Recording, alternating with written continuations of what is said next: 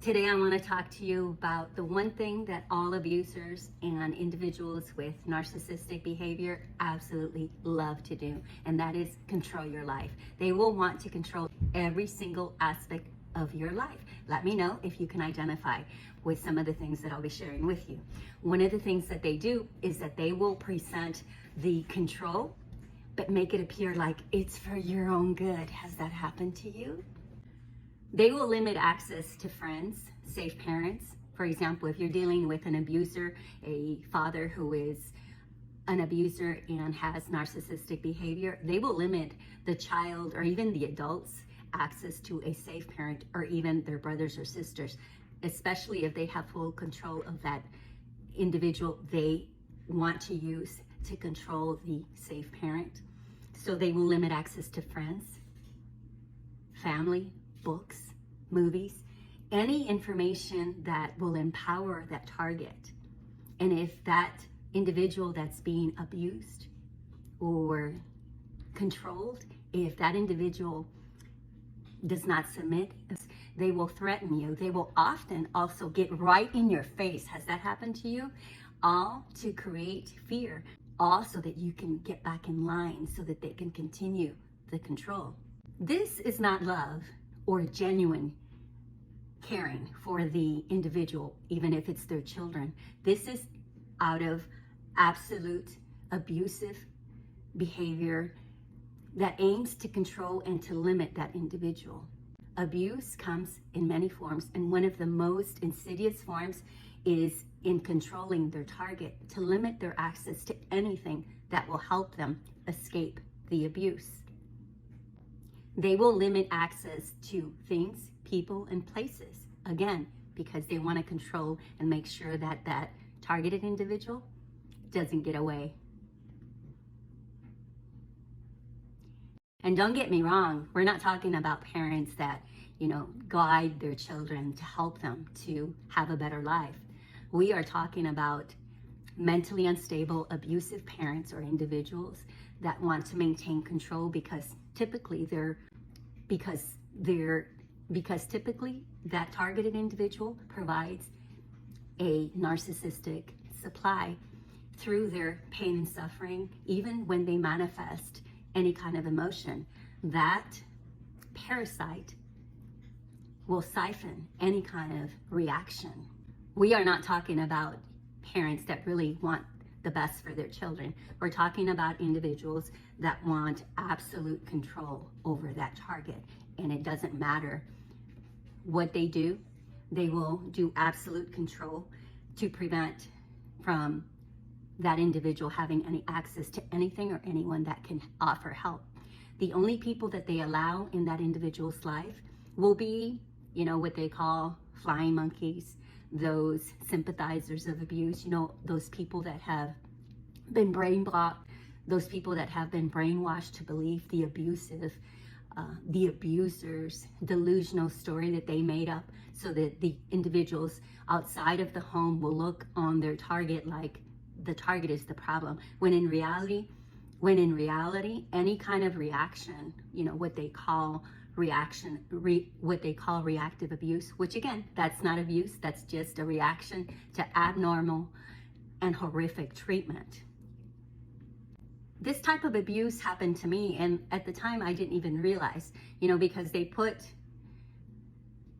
I didn't even realize it because they control your life all in the name of, it's because I care for you, or they do it, again, it's for your own good. And it's not for our own good, it's for their own good because they don't want to lose control over you, and they do not want to have any outside interference or any outside help that will help their targeted individual in the waking up process to acknowledging and realizing that shit, you're in an abusive relationship. It takes a lot to finally break a trauma bond if you are able to even do that in your lifetime, because these individuals preyed on specific individuals so that they can abuse them, all in the name of what appears to be love. And it's not love, get that straight.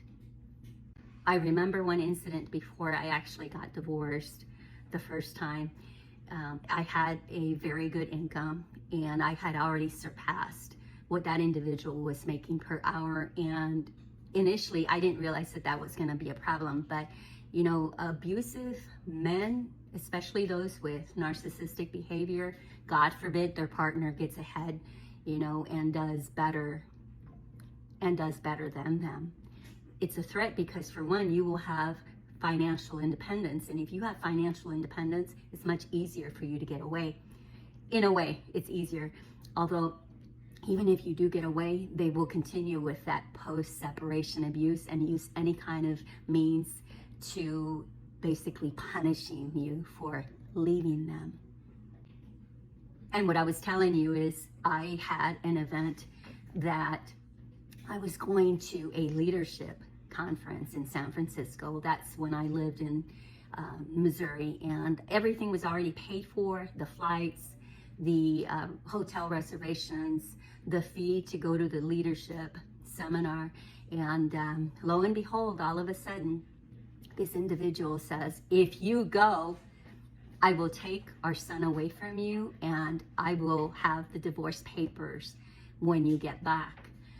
So, of course, I chose to call the bluff, and I did go to that conference, but his intention of trying to ruin the event did have an impact. I came back, and that was the first time where he actually threatened me with divorce. And again, it was just one of those things, the threats that never come to fruition.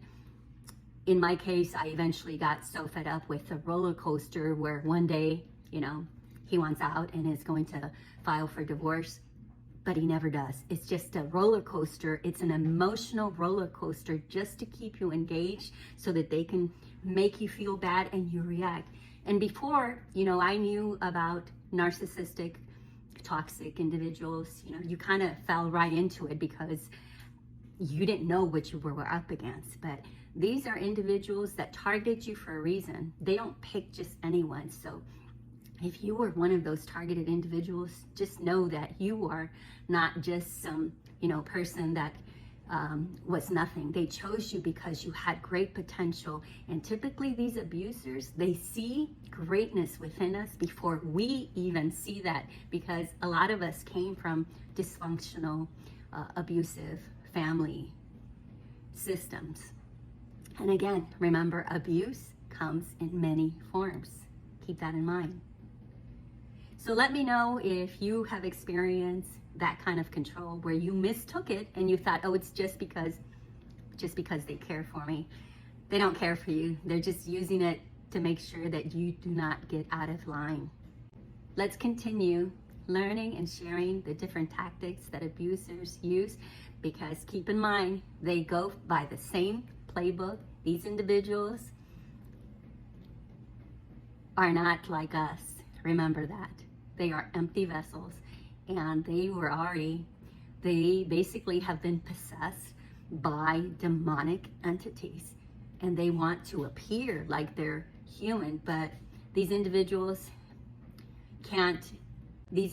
don't even have the emotional intelligence. They are just basically like parasites. When you realize what you're dealing with, then you can really work on protecting yourself. Remember, part of self-care is educating yourself so that you can cut and break those generational trauma cycles that have been very abusive and that have gone in for generations. So if you want to end that cycle, you got to educate yourself, you got to love yourself and rebuild yourself, and remember who and what you are.